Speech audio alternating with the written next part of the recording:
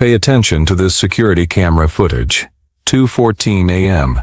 August 29, 2022 in Henderson, Nevada. A resident's backyard surveillance camera captured exactly 42 seconds. You see a young couple standing very close together. Mia Calloway, 22 years old, looks up. She wraps her arms around the neck of her boyfriend, Liam Donnelly, 25 years old, and rests her cheek against his chest. Liam places one hand on her back, the other gently touches the nape of her neck. Then he leans down and kisses her forehead.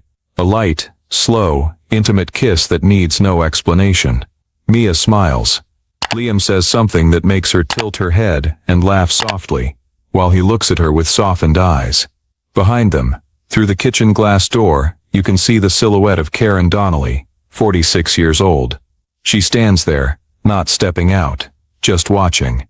3:27 a.m. The same camera, the same backyard angle, but the scene is completely different. Liam Donnelly and his mother are dragging a long, heavy object, tightly wrapped in a gray blanket from the back door, out into the yard. As the edge of the blanket hits the step, an arm slips out and dangles. Mia's arm. Karen bends down and hands Liam a pair of gloves. Her voice is too quiet for the camera to pick up. Liam replies clearly, "No one will see." 10 days later, early morning at Sloan Canyon, hikers discover a female body in a rock crevice, clothes put back on incorrectly, the body bearing multiple signs of violence. The autopsy report states the victim had head trauma, signs of strangulation, and numerous bruises from blunt force impacts, injuries that occurred over an extended period of time. The body is identified as Mia Calloway, and this is where the story begins. Mia Calloway, 22, was a nursing student at the College of Southern Nevada. She grew up in a single-parent household with just her mother, and her, in a small home, always filled with laughter and encouragement. Mia's mom used to say, "You were born to heal others," and no one disagreed. Mia was gentle, patient, always ready to help. On weekends, she volunteered at a community health station, changing bandages for children, taking blood pressure for the elderly, sitting and talking with lonely older patients, just to make their long days feel a little shorter. There was something about Mia that made people trust her instantly, a warmth that's hard to put into words. At the same time, in a house in Henderson, lived Liam Donnelly, 25. Liam was quiet, had few friends, kept to himself, accustomed to long silent days. Since his father left when he was 7, Liam lived only with his mother, Karen Donnelly, the one person who was both his family and his only fortress. Karen raised Liam with an intense, almost absolute love, and Liam grew up in that binding, without ever truly breaking free. He didn't mind. He saw his mother as the only one who truly understood him. Then in 2020, everything changed when Liam met Mia at the gym. Mia got lightheaded from overexerting herself, nearly fell, and Liam was the one who stepped in to steady her. "Be careful," he said, and Mia laughed, blushing with embarrassment. That was their first moment of connection. After that day they exchanged numbers and started texting every night. Simple check-ins gradually turned into long conversations past midnight, where Mia talked about her dream of becoming an ICU nurse, and Liam shared stories of repairing air conditioners in the Nevada heat. A month later, they officially started dating. They went camping at Lake Mead, where Mia ran on the sand, and Liam followed behind, always keeping just enough distance to catch her if she needed it again. Every Sunday, Liam cooked her dinner, first spaghetti, then honey-glazed chicken. Mia studied first aid, and loved sharing knowledge with Liam. Whenever she talked about anatomy, or treating injuries, he watched her intently, as if her voice was the thing that calmed him most. They had a photo together at Valley of Fire, their faces glowing under the red-hot sun, as if everything in the future was waiting for them ahead.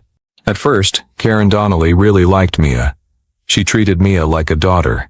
She often called Mia into the kitchen, gave her boxes of freshly baked cookies, told old family stories, even Liam had never heard. Liam once told Mia, "Mom has never liked anyone as much as she likes you," and Mia smiled, believing it was a good sign. Mia began to see Karen as a second family, a woman she could confide in when Liam worked late shifts. Their closeness made everyone around them believe this relationship would go far.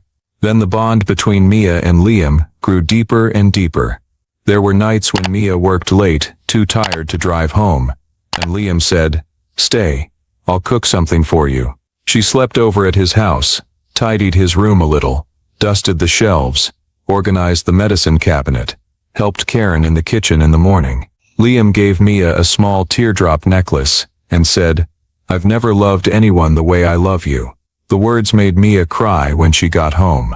And when Liam had a bad cold with a high fever for 2 days, Mia skipped her shift to stay and take care of him. She put warm compresses on his forehead, made him drink water, monitored his temperature, and whispered, "Don't scare me like that again."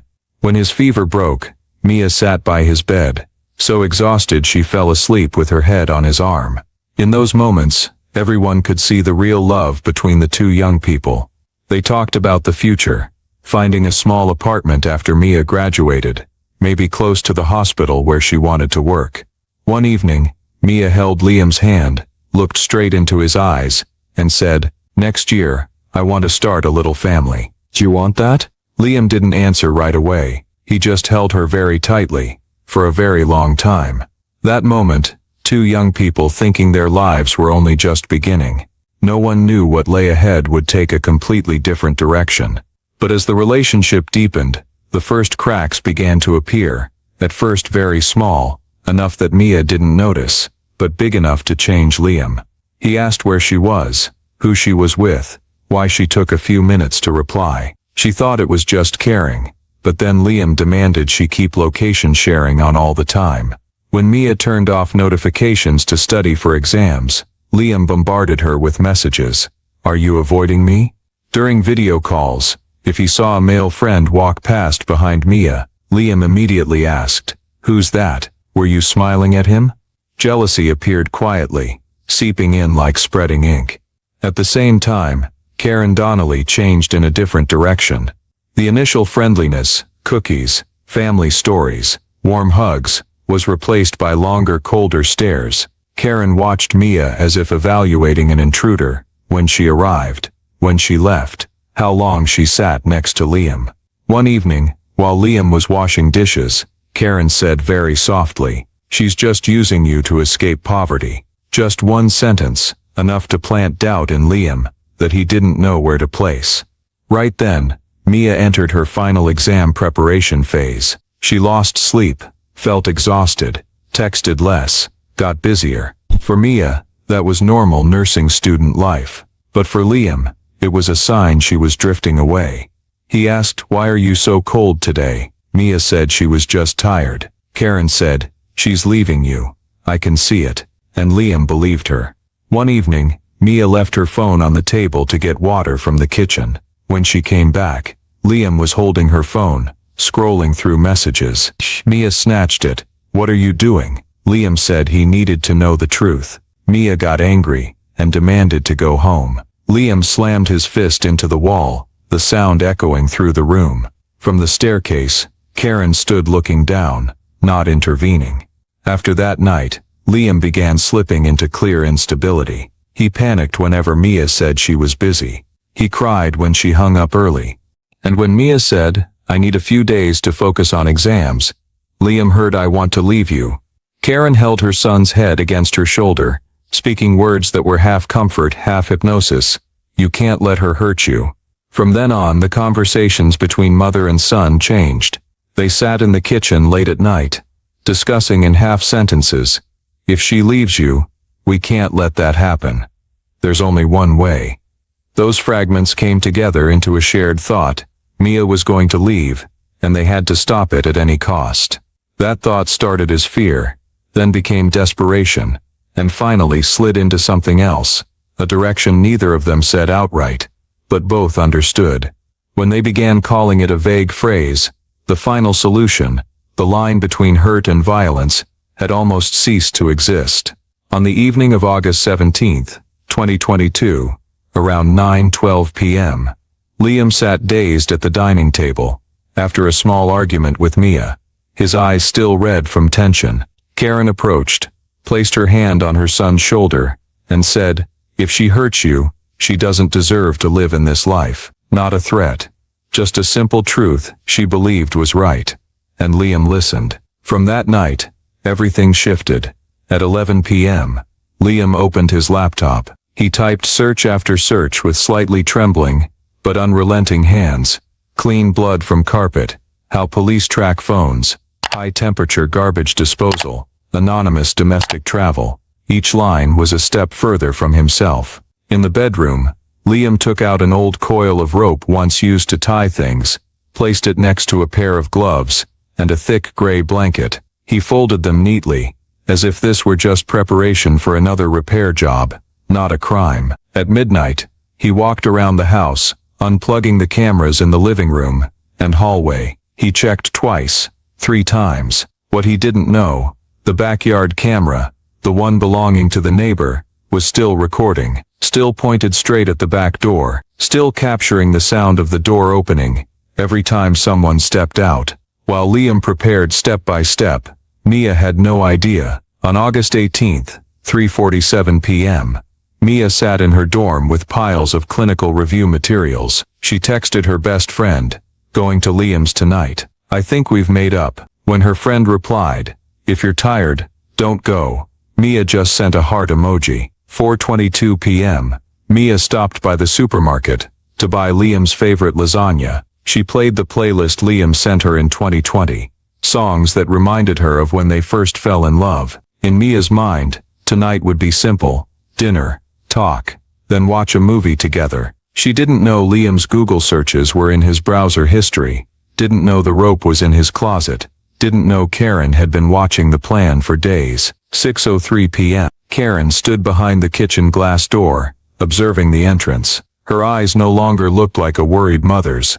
They looked like someone who had decided another person's fate. She watched Liam pace back and forth, adjusting the position of the gray blanket on the chair, closing some windows, wiping the table, even though it wasn't dirty. Not preparing to welcome a guest, but preparing for a script already written in his mind. 7:18 p.m. Mia's car pulled up in front of the Donnelly house. She got out, holding the bag of food, looked at the still-lit kitchen light, and smiled. A smile, believing tonight would be better than yesterday. Karen looked straight at Mia through the glass. She didn't smile back, just a long, cold, unreadable stare, as if she had been waiting for this exact moment for a very long time. 7:19 p.m. Mia opened the door and stepped in, completely unaware that everything around her was being watched from an angle she couldn't see. 10:48 p.m. August 18th, 2022. The neighbor's backyard camera, mounted high, pointed directly at the rear of the Donnelly house, captured Liam's truck pulling into the driveway. The car door opened. Mia Calloway stepped out, holding the bag of food she brought to make up after a tense day. Liam walked over and hugged her waist from behind. "Hold her." Mia turned her head, smiled, and said something that made both of them laugh softly. The kitchen light turned on. Inside, Karen Donnelly stood silently watching their every step, as if waiting for this exact moment. 11:23 p.m. Mia opened the back door and stepped inside, Liam right behind her. The backyard camera clearly saw the shadows of both.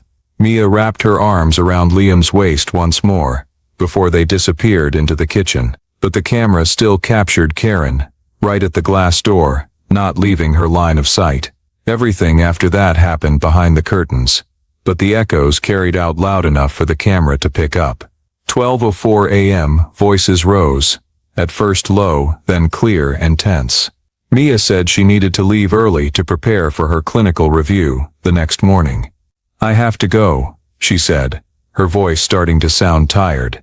Liam replied curtly, "No." Then the sound of a lock turning. Mia breathed heavily. "What are you doing?"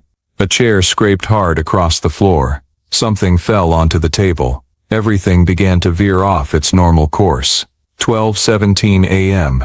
Karen stepped into the kitchen frame, her voice clear. "This girl doesn't respect you." The statement wasn't angry. It was an assertion. Mia froze. "What are you talking about?"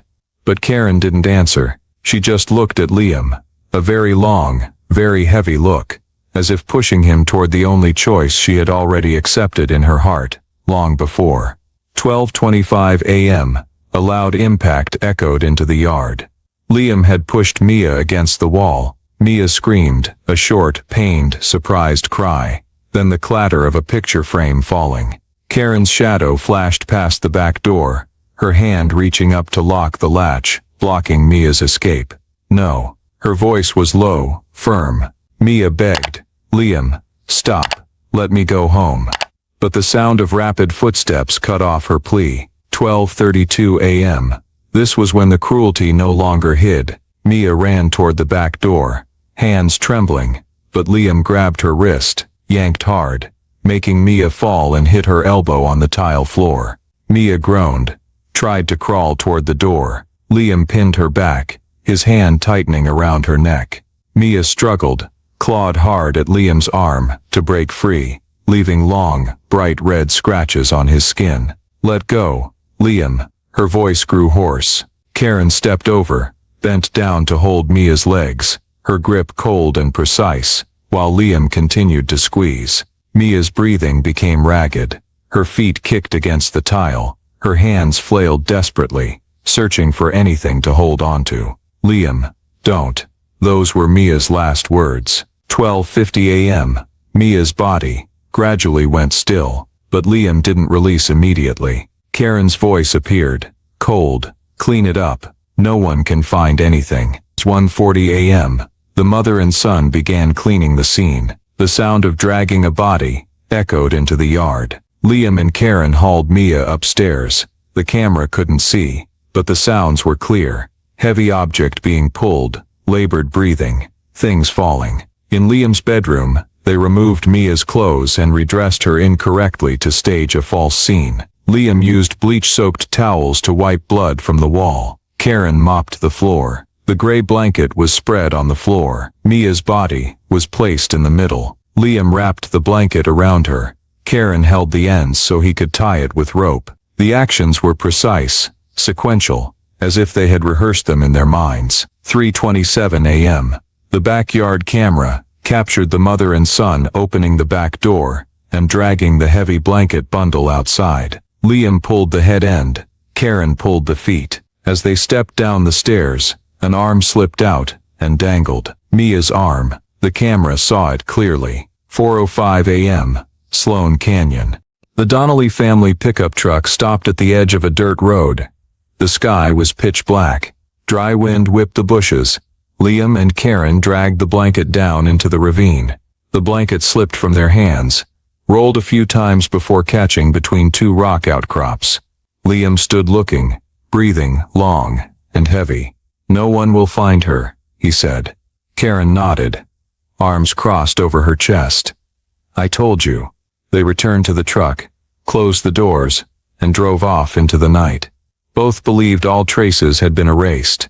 They didn't know that back in Henderson, the neighbor's backyard camera was still storing the entire event. On the morning of August 19, 2022 at 7:12 a.m., Mia Calloway's mother called her daughter, as she did every morning before clinical review. The phone rang for a long time. No answer. She left a voicemail. 8 a.m. She texted again. 9 a.m. She began to feel a tightness in her chest, a cold feeling like a premonition of something wrong. By noon, after more than 6 hours with no contact, she called the Henderson Police Department to report Mia missing. The response she received was something Mia's family would never forget.